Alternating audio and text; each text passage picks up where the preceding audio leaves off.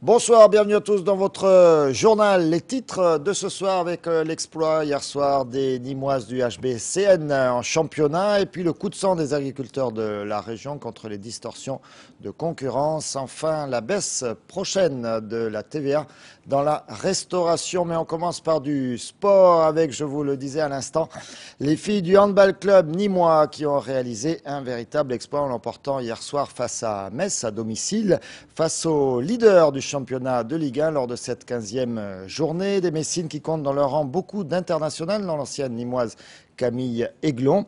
Et puis des Messines qui sont très difficiles à battre. Elles n'avaient perdu qu'un seul match encore cette saison. Et puis ça fait bien longtemps que les Nîmoises ne l'avaient pas emporté face à elles. Résumé de cette belle soirée avec le supporter numéro 1 des filles de Manuela Illy, j'ai nommé Philippe Reg. D'un exploit en rêvé, les Nîmoises l'ont fait. En tombant Metz, le leader de l'élite féminine de handball au Parnasse le mardi 10 mars 2009, les Nîmoises ont mis un terme à plus de 10 ans de suprématie des Lorraines. Le match comptant pour la 15e journée du championnat de France est à marquer d'une pierre blanche. Et de toutes les façons qu'il y avait de dire merci à leur public, les filles de Manuela Illy, privées de Gisèle Donguet, Charlène Clavel et Chloé Bulleux, ont choisi la plus belle. Et si le talent fut de la partie, le courage aussi. Sinon, comment expliquer la remontée de 5 buts vers la fin de la première période et par quoi justifier la récupération de 3 autres buts de décalage, conséquence d'une traversée du désert de plus de 10 minutes au milieu de la seconde. Soulignons aussi l'excellente prestation des gardiennes Amandine Leno pour Metz, Niki Uba et Linda Hansen pour Nîmes. On craignait que le physique des joueuses ne fasse défaut. Non seulement la fraîcheur restait de mise, mais les Nîmoises, portées par l'envie, redoublaient d'efficacité dans les derniers instants. Aussi, on ne sut l'issue du match qu'au moment du coup de sifflet final. En fin de rencontre, les Lorraines inscrivent un but sur le fil du rasoir, auquel les Gardoises répondent par Madalina Simulé interposée. Oui, que c'est beau ça, que c'est beau Madalina Simulé. À cet instant, le tableau de marque indique un score de parité à 26 partout et il ne reste pas 2 minutes à jouer. Par la suite, une zone nîmoise donne aux Messines l'occasion de tuer le match, mais Svetlana Ondjinovic échoue au pénalty face à Linda Hansen. Il reste alors moins de 90 secondes à jouer quand la même Madalina Simulé, en borne pourvoyeuse de jet à 7 mètres, met les filles de l'Est à la faute et donne à Blandine Dansette, capitaine de soirée, la balle de gagne. Celle-ci perfore les filets de l'excellente gardienne Messine, qui est aussi celle des Bleus. Nîmes opposera pendant les 30 dernières secondes une résistance exemplaire et conservera ce précieux avantage. Une victoire méritée par le collectif gardois et la porte du rêve qui se referme sur un exploit. On imagine que les Nîmoises étaient ravis, on les a vus d'ailleurs à l'instant à l'image, et Philippe Reg, ravi, lui aussi s'est précipité sur le terrain pour tendre son micro. On les écoute. On est très content pour cette victoire, c'était une victoire bien travaillée et ça nous fait plaisir de gagner contre le premier du championnat, contre la championne. C'est quelque chose qu'on a rarement fait, je crois, à Nîmes. Gagner contre Metz avec un match comme ça en plus, c'est-à-dire que je crois qu'il y avait 2 belles équipes ce soir. J'espère que le public s'est régalé parce que nous on s'est régalé. Alors leur fois au trait du jet à 7 mètres sans trembler, ça devait pas être facile ce soir. Effectivement, comme le score était toujours très serré, mais quand il faut aller, on y va sans hésiter. Hein. Alors c'était un moyen aussi de rendre hommage à Gisèle qui n'était pas sur le terrain, de lui offrir un petit peu cette victoire.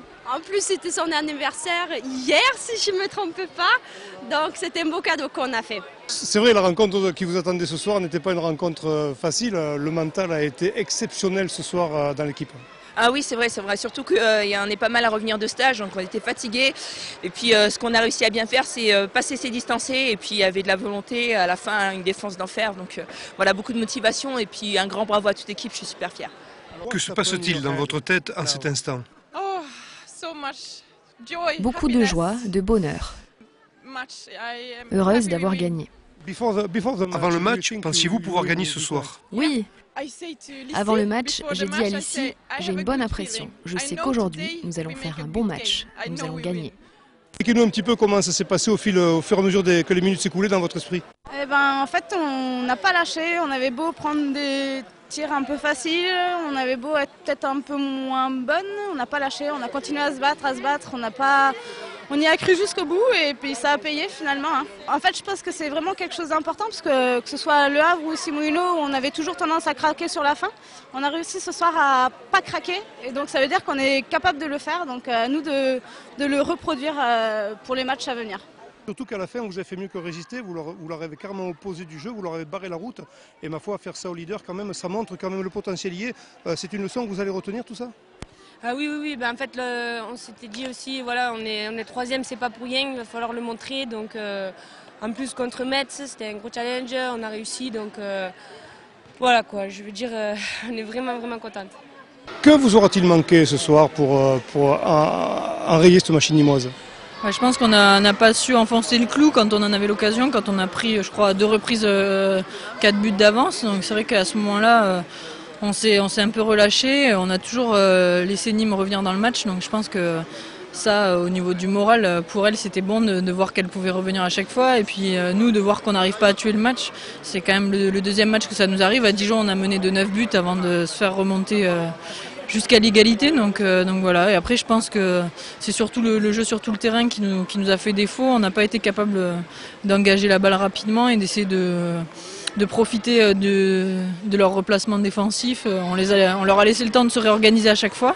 Donc après, c'était plus compliqué d'essayer de passer cette défense qui était organisée. Et voilà, alors qu'elles ont su, sur les engagements rapides, nous prendre à défaut, quoi. Voilà. Camille Aiglon au micro de Philippe Reg. Au classement, les Nîmoises ont bien fait de l'emporter puisque cela leur permet de rester troisième devant ici les Moulineaux qui jouaient également hier soir. Il y avait 2 matchs hier soir et les Parisiennes l'ont emporté face à Toulon. Le dernier, c'était évidemment plus facile. Donc les Nîmoises conservent cette belle 3e place. Prochain match des filles. Vendredi 13, vous le savez ou peut-être pas, je vous le rappelle, ce sera la Challenge Cup, le match aller de cette Coupe d'Europe face à Dijon. Dijon qui est 6e, donc c'est aussi une des grosses cylindrées de ce championnat de France. Handball toujours avec l'USAM qui hier soir disputait un 8e de finale de Coupe de France. C'était face à une équipe de 2e division. Normalement, en handball, les exploits sont rares entre les équipes de divisions différentes. Et pourtant, les Tourangeaux l'ont emporté de 2 buts 24-22. Ça, c'est un véritable exploit, mais cette fois, c'est à nos dépens. Il faudra se reprendre avec un déplacement pour l'USAM à Toulouse samedi prochain. Allez, on change radicalement de sujet avec l'agriculture et ce mot d'ordre. Arrêtons de nous mener en bateau. Mot d'ordre lancé par la FDSEA du Gard et les jeunes agriculteurs du département. Ils avaient décidé de mener une opération coup de poing aujourd'hui au péage de Galargues. L'objectif, dénoncer une nouvelle fois, ce n'est pas la première fois qu'ils le font bien sûr, la distorsion de concurrence entre la France et l'Espagne pour cause d'interdiction d'un côté et d'autorisation de l'autre de certains produits phytosanitaires. Reportage Olivier Michel.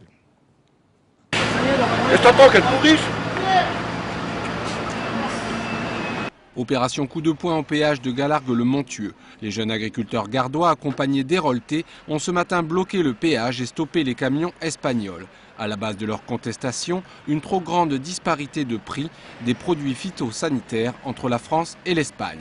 Et quand les charges de produits phyto sont de 30 à 50% sur nos exploitations suivant les années, une variation de 30%, c'est une concurrence déloyale pour nous. Une manifestation qui s'est volontairement déroulée alors qu'en préfecture de région se tenait une commission afin de statuer régionalement sur le prix d'au moins 34 de ces produits.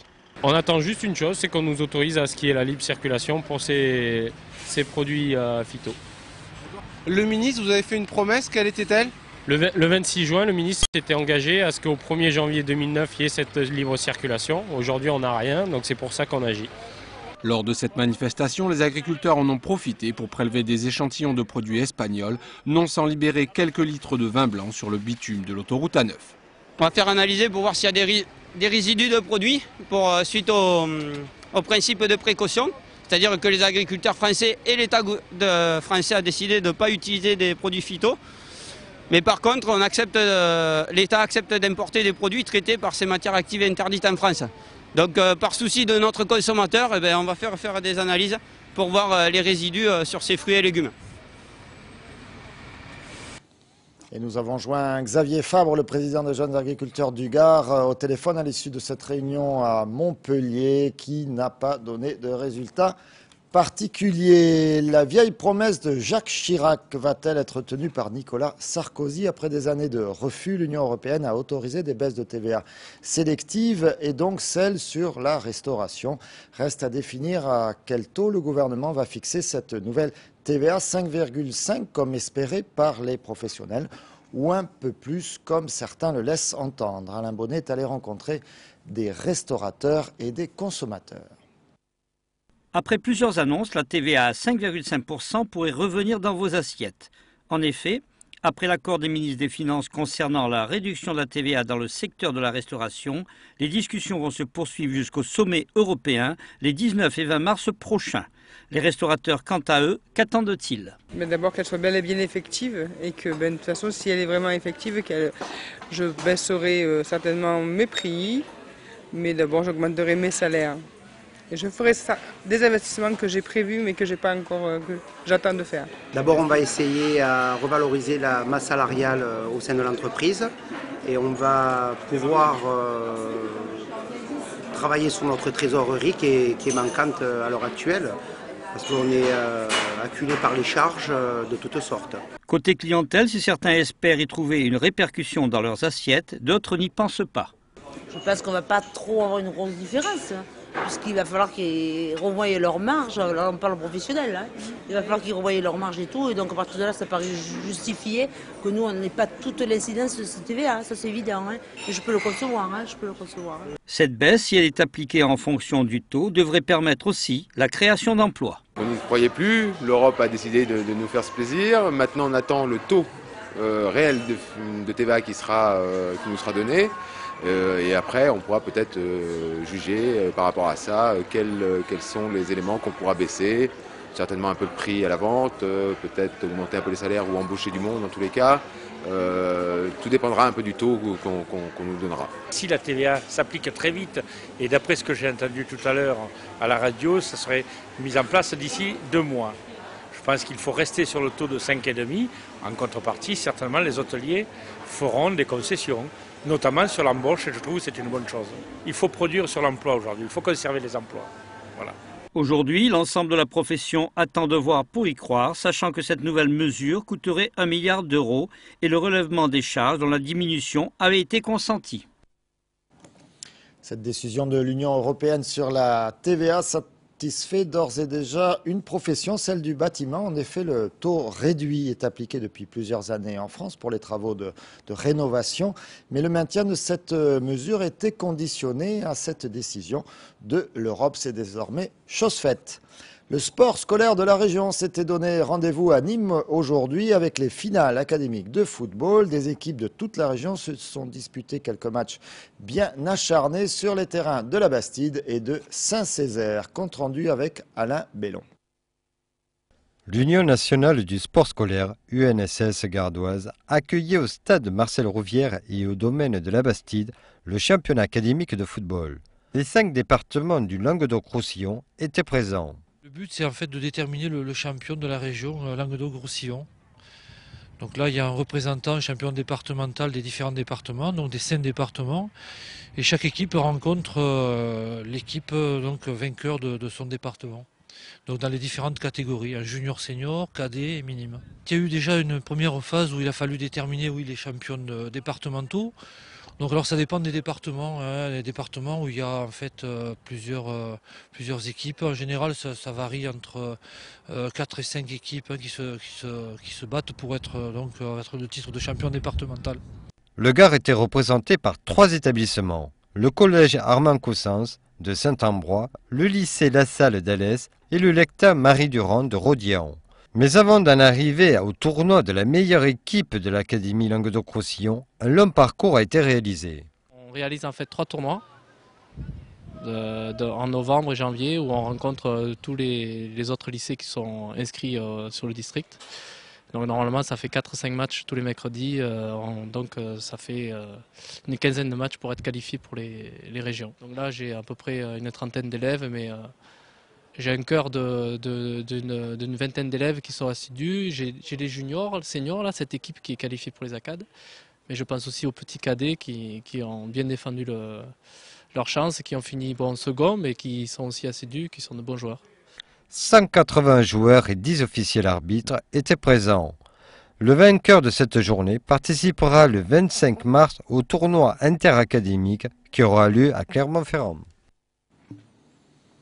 En junior, donc, le lycée Marie-Durand de Rodillan a terminé 4e. C'est une équipe de Perpignan qui l'emporte. En cadet, ce sont des Gardois qui ont gagné, les Alésiens du lycée La Salle. Et puis en minime, des Héroltais du Cress qui l'emportent. Du 24 au 28 mars prochain, Nîmes va vivre à l'heure du soleil levant avec l'expérience japonaise. Des journées et des soirées sous le signe de l'art contemporain nippon.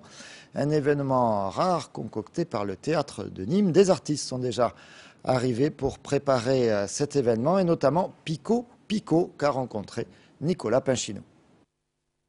C'est la dernière ligne droite avant que la déferlante nippone ne s'abatte sur la ville de Nîmes. L'expérience japonaise qui va se dérouler du 24 au 28 mars a déjà débuté pour quelques élèves de l'école des Beaux-Arts qui participent à la création des monstres pour la grande parade d'ouverture. Pico, premier artiste japonais à investir la capitale gardoise, évolue depuis 10 ans dans son univers tout droit sorti de ses souvenirs d'enfance. Le premier kaiju, le premier monstre de ce type au Japon, c'est peut-être Godzilla, qui est assez connu dans le monde entier.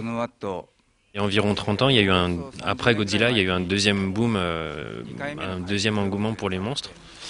Et à ce moment-là, lui était vraiment enfant, quoi. C'était vraiment quelque chose qui l'a profondément marqué. Depuis cette époque, il a toujours continué à en fabriquer, en fait. Ça fait en fait 10 ans qu'il s'y consacre vraiment à temps vraiment plein. La semaine prochaine, ce sont les élèves du BTS stylisme de mode du lycée Hemingway qui prendront la relève, puis le grand public les 21 et 22 mars, avant la grande parade d'ouverture de cette deuxième biennale d'art contemporain japonais initiée par Théâtre de Nîmes. Rendez-vous le mardi 24 mars à 18h30, place de la Maison Carrée.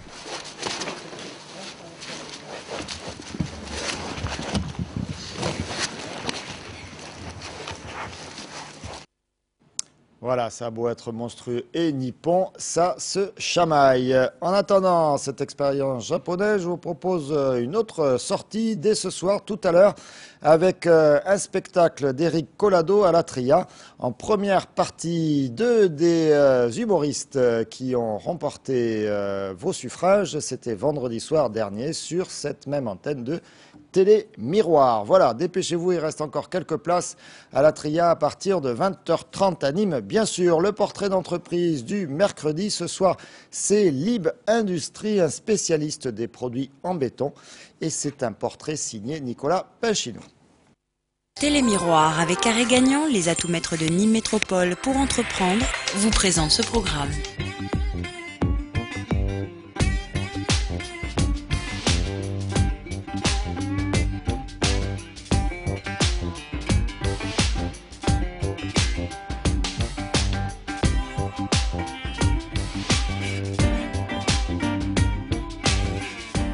L'usine de Nîmes donc, est à Saint-Césaire, elle existe depuis les années 70, voire même un tout petit peu avant, elle avait beaucoup évolué par la suite.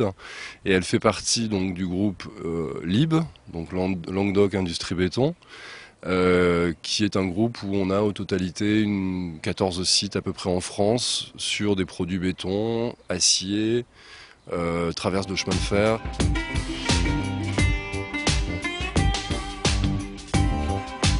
On utilise des matériaux naturels, des sables, des graviers, de l'eau avec un tout petit peu de ciment seulement. Et que c'est un matériau qu'on fabrique uniquement par vibration, il n'y a pas de cuisson sur le produit, donc on ne consomme pas beaucoup d'énergie. Et la proximité des usines en France sur le produit fait qu'on transporte aussi assez peu les produits, on ne va pas très loin depuis les usines, on rayonne autour de 30 km. Donc on a un bilan écologique global qui est quand même positif et à ce titre on a décidé d'anticiper la fiche déclarative environnementale et sanitaire qui va être obligatoire pour tous les matériaux de construction en 2011-2012 pour avoir le label et présenter notre éco-bilan auprès de nos clients qui sont des négociants en matériaux.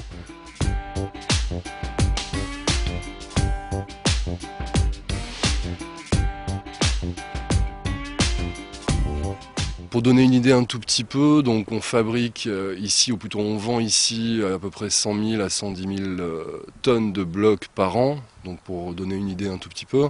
Et par jour, il sort à peu près 500 tonnes, ce qui représente à peu près, si vous faites un équivalent sur une maison habitation, entre 25 et 30 maisons par jour, selon la taille des maisons.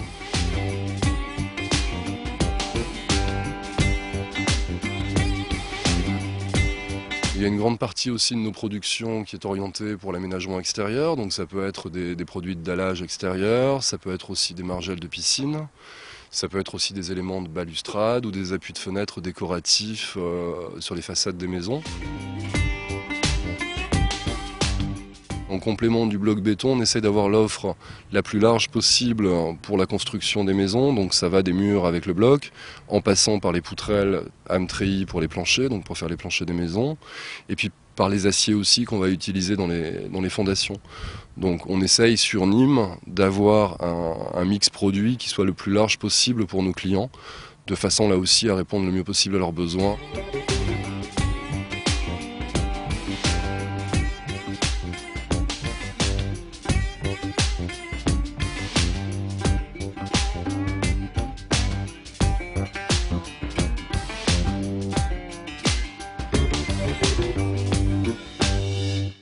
Télémiroir avec Carré Gagnant, les atouts-maîtres de Nîmes Métropole pour entreprendre vous ont présenté ce programme. Dans un instant après ce journal, comme chaque mercredi soir, le journal du cinéma, Suivre l'étoile de Marlène Laroche. Au sommaire, Loin de la terre brûlée, le premier film de Guillermo Arriaga, c'est le scénariste de Babel et des Amours chiennes, ça promet. Et puis également Welcome, ce film qui fait polémique sur ce personnage qui accueille un réfugié kurde, joué par, pas le réfugié, mais le personnage, joué par Vincent Lindon. Et puis également le festival Itinérance d'Alès, je vais y arriver. L'enquête de Clive Owen avec Naomi Watts. À 21h, Tendido Sud, Christophe Ché reçoit Jean-Yves Bauchu, c'est le chirurgien des arènes de Nîmes. Et ils vont parler notamment taureaux, bien sûr, pourquoi pas, avec des images en exclusivité des taureaux de Randia qui seront présentés à la feria d'Arles et combattus par El Rouli. Voilà pour le sommaire de votre soirée sur Télémiroir. Sinon, je vous le rappelle, à 20h30 à la Tria, Eric Collado et les humoristes choisis par vous, par Télémiroir, pour passer une belle soirée de rire. Merci encore de nous avoir suivis. À très très bientôt sur Télémiroir.